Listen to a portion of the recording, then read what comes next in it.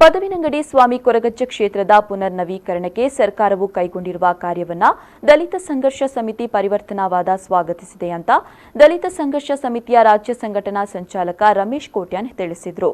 ಅವರು ಈ ಬಗ್ಗೆ ಮಂಗಳೂರಿನ ಪ್ರೆಸ್ ಕ್ಲಬ್ನಲ್ಲಿ ಸುದ್ದಿಗೋಷ್ಠಿ ನಡೆಸಿ ಮಾತನಾಡಿ, ಪದವಿನಂಗಡಿ ಸ್ವಾಮಿ ಕೊರಗಜ್ಜ ಕ್ಷೇತ್ರದ ಆಡಳಿತ ಮಂಡಳಿಯಲ್ಲಿ ಉಂಟಾದ ಸಮಸ್ಯೆಗಳಿಂದಾಗಿ ಒಂದು ಗುಂಪು ನ್ಯಾಯಾಲಯದ ಮೆಟ್ಟಿಲೇರಿತ್ತು. ದೂರುದಾರರು ನೀಡಿದ ಸಾಕ್ಷ್ಯಗಳನ್ನು ಪರಿಶೀಲಿಸಿದ ನ್ಯಾಯಾಲಯವು ಸೂಕ್ತ ತೀರ್ಮಾನಕ್ಕೆ ಬಂದು ಇತ್ತೀಚೆಗೆ ನೀಡಿದ ಐತಿಹಾಸಿಕ ತೀರ್ಪಿನಲ್ಲಿ ಸ್ಪಷ್ಟವಾದ ಆದೇಶವನ್ನ ಕೂಡ ನೀಡಿತ್ತು.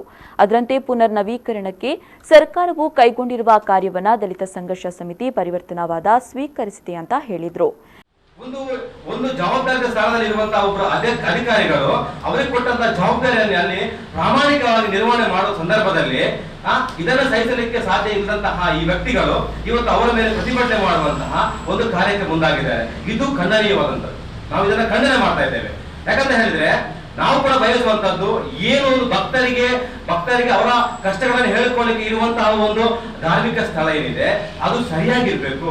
ಎಲ್ರಿಗೂ ಕೂಡ ಅಲ್ಲಿ ಹೋದಾಗ ಒಂದು ಸರಿಯಾದ ಸೇವೆ ಸಿಗಬೇಕು. ಈ ಸಂದರ್ಭ ಸಂಚಾಲಕ ಅಶೋಕ್ ಕೊಂಚಾಡಿ, ಜಿಲ್ಲಾ ಸಂಚಾಲಕ ಸುಧಾಕರ್ ಬಿಎಸ್, ರೋಹಿತ್ ಉಳ್ಳಾಲ್, ಕಮಲಾಕ್ಷ ಬಜಾಲ್ ಸೇರಿದಂತೆ ಮತ್ತಿತರರು ಉಪಸ್ಥಿತರಿದ್ದರು.